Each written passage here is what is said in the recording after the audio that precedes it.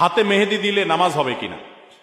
হাতে যদি মেহেদি দেন মা বোনরা, তাহলে সেক্ষেত্রে নামাজের কোনো অসুবিধা হবে না, বরং মেয়েদের জন্য হাতে মেহেদি দেওয়া সুন্নাহ, ভালো। নবী করিম সাল্লাল্লাহু আলাইহি সাল্লাম কোন এক নারী কিছু একটা দিয়েছেন পর্দার আড়াল থেকে হাত দিয়ে বা কোনোভাবে, তো নবী সাল্লাল্লাহু আলাইহি সাল্লাম মহিলাদের ওদিক থেকে দেওয়া হয়েছে কিন্তু হাতে মেহেদি নাই, এটা দেখে তিনি আশ্চর্য হয়েছেন যে কোনো পুরুষ নাকি সেখানে, মানে পুরুষের হাত আসলো কোত্থেকে। তখন বলা হলো না, মহিলাদের হাত। তখন নবী সাল্লাল্লাহু আলাইহি সাল্লাম আশ্চর্য হয়েছেন। এই হাদিস থেকে বোঝা যায় মেয়েরা হাতে মেহেদি দেওয়া সুন্নাহ। অনেক মেয়েরা হাতে মেহেদি দেওয়াটাকে তারা মনে করেন শৌখিনতা, বিলাসিতা। তাদের এই সাজগোজকে ইসলাম পছন্দ করে, প্রশংসা করে, করবে, বিশেষ করে বিবাহিত নারীরা তো বটেই। বিধায় মেহেদি ব্যবহার করলে অজু হবে, কোনো অসুবিধা নাই, নামাজও হবে। এমনকি আর্টিফিশিয়াল মেহেদি যেগুলো বাজারে পাওয়া যায়, টিউব মেহেদি বলা হয়, এগুলো দিলেও অজু হবে। এগুলো দেওয়ার ফলে অনেকে মনে করেন অজু হবে না, কারণ এগুলো দেওয়ার ফলে অনেক সময় এই মেহেদিগুলো খসে খসে পড়ে, চামড়া খসে পড়ার মতো।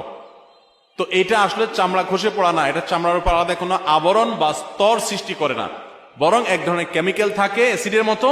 এটার কারণে চামড়ার উপরে সূক্ষ্ম লেয়ারটা, যেখানে বেশি মেডিসিন পড়ে সেখানে একটু খসে পড়ে।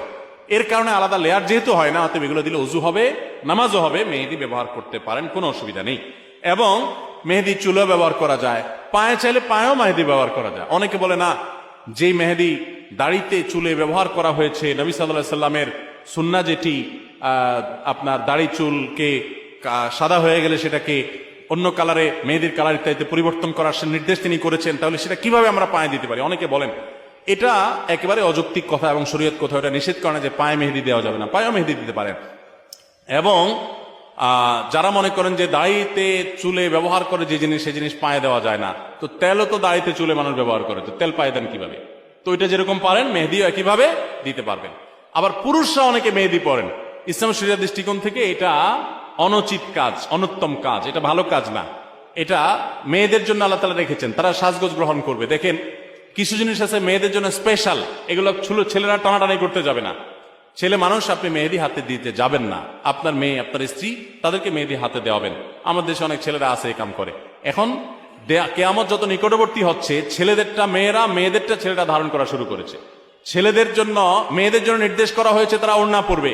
এখন আজকাল বাজারে যে সমস্ত পাওয়া যায় মেয়েদের, অনেক জামার সাথে ওড়না পাওয়া যায় না, ওড়না মেয়েরা পড়তে চায় না, বরং পাঞ্জাবির সাথে এখন ছেলেদের একটা ওড়না দেওয়া হয়, আছে না নাই? তো এগুলো কিয়ামতের লক্ষণ। শয়তান নারী পুরুষের মধ্যে এ ধরনের অস্থিরতা তৈরি করবে, এটা কিয়ামতের আলামতের মধ্যে থেকে একটি বিধায়। এগুলোর উপর আমাদের সাবধান থাকতে হবে। মগ বা বালতির ভেতরে হাত ঢুকিয়ে দিয়ে অজু করা যাবে কিনা? মগ বা বালতিতে হাত ঢুকায় দিয়ে কোষ করে পানি নিয়ে অজু করতে পারবেন, তবে তার আগে অবশ্যই আপনার দুই হাতের কবজি 3 বার ভালো করে ধুয়ে নেবেন। এটা সুন্নাহ, নবী করিম সাল্লাল্লাহু আলাইহি সাল্লামের নির্দেশ না এটা। ইসলাম সবচেয়ে বেশি আমাদেরকে সভ্যতা শিখিয়েছে, ভদ্রতা শিখিয়েছে, আমাদেরকে স্বাস্থ্যের প্রতি সচেতন হতে শিখিয়েছে। এই জন্য আমরা যখন কুলি করব, তো আমার হাতে জীবাণু থাকতে পারে, ময়লা থাকতে পারে, ইসলাম শিখিয়েছে আগে কবজি পর্যন্ত 2 হাত ভালো করে ধুয়ে নাও, এরপর তুমি কুলি করো। প্রয়োজনে ওই পানি থেকে কোষ করে নেবেন, পানি নিয়ে 2 হাত কবজি ধোবেন, আবার একটু কোষ করে নিয়ে আবার ধুয়ে নেবেন, এরপরে আপনি র্যান্ডমলি উজু করতে পারবেন, কোনো অসুবিধা নেই। মগ বা বালতি বা কোনো কিছু থেকে হাতের কোষ করে উজু করতে কোনো সমস্যা নেই। আমার মেয়ে হাফেজা করার উদ্দেশ্য করেছিলাম, 13 পারা মুখস্থ করেছে, তার বয়স 13 বছর, কিন্তু সে পড়তে চায়, তার মুখস্থ হয় না, তার জন্য কি করতে পারি? দেখুন, স্মৃতিশক্তি আল্লাহ রাব্বুল আলামিন সবাইকে সমান দেন না।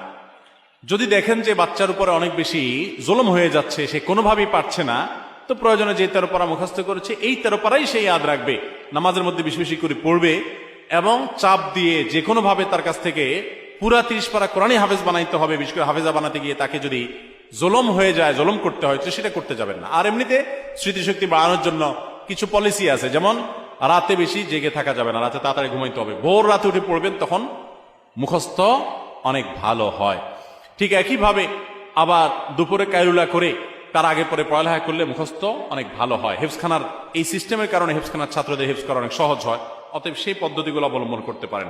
এবং পড়ার শুরুতে আল্লাহর নাম নিয়ে, আল্লাহর কাছে সাহায্য চেয়ে তারপরে শুরু করবেন, ইনশাআল্লাহ বিদিন আল্লাহ তাআলা সাহায্য করবেন।